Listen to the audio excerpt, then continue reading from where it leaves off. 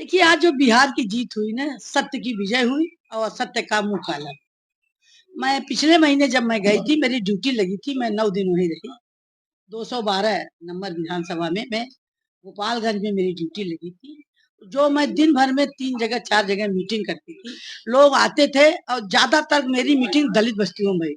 सारे जितनी मेरी बहनें बेटियां थी, सब मोदी की दीवानी थी। उनका उस उनके अलावा तो कुछ है ही नहीं है। आज आप देखिए, सत्य की जीत हुई और असत्य का मुंह काला हुआ। एक बात और बता दूं, ये लोग इतना घमंड, इतना गुरूर है, चाहे वो पप्पू हो चाहे ढप्पू हो, टप्पू टप्पू हो। आप किसी महिला को बेचारी मोदी जी की माँ जो इस दुनिया में नहीं रही, उनको इन लोगों ने मंच से कहा। जिस महिला से उस महिला को कहा, जो महिला धन्य है कि मोदी जैसे सपूत को पैदा किया, जिन्हें पूरे भारत की रक्षा कर रहे हैं। अगला हम लोगों का बंगाल है, जहाँ विवेकानंद की नगरी है। और मुझे खुशी इस बात की है कि जहाँ ये दूसरे धर्म के लोग कहते थे कि मेरी सीटें हैं, मेरी सीटें हैं, ये है, वहां भी हम जीते। तो ये दर्शाता है कि जो देश आजादी के बाद जो मुसलमान है वो मेरा भाई है।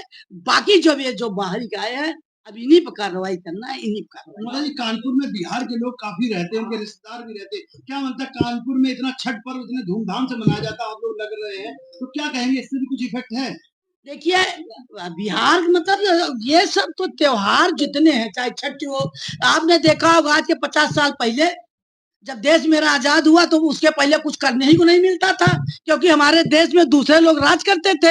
हम दुर्गा पूजा नहीं कर पाते थे, हम वो गणेश पति नहीं कर पाते थे, हम नहीं कर पाते थे, तो अलग अलग जगह होता था। अब छठ भी नहीं कर पाते।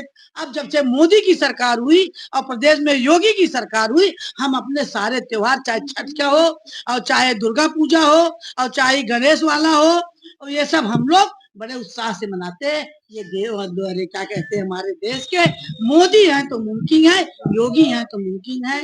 मैंने कहा, इसलिए मैं पूरा देश आज खुश है, खुद की कोई माता जी, महागठबंधन इस बार बहुत बुरी तरह पराजित हुआ है, इस पर आप क्या कहना चाहिए? क्या उनको आत्ममंथन करना चाहिए?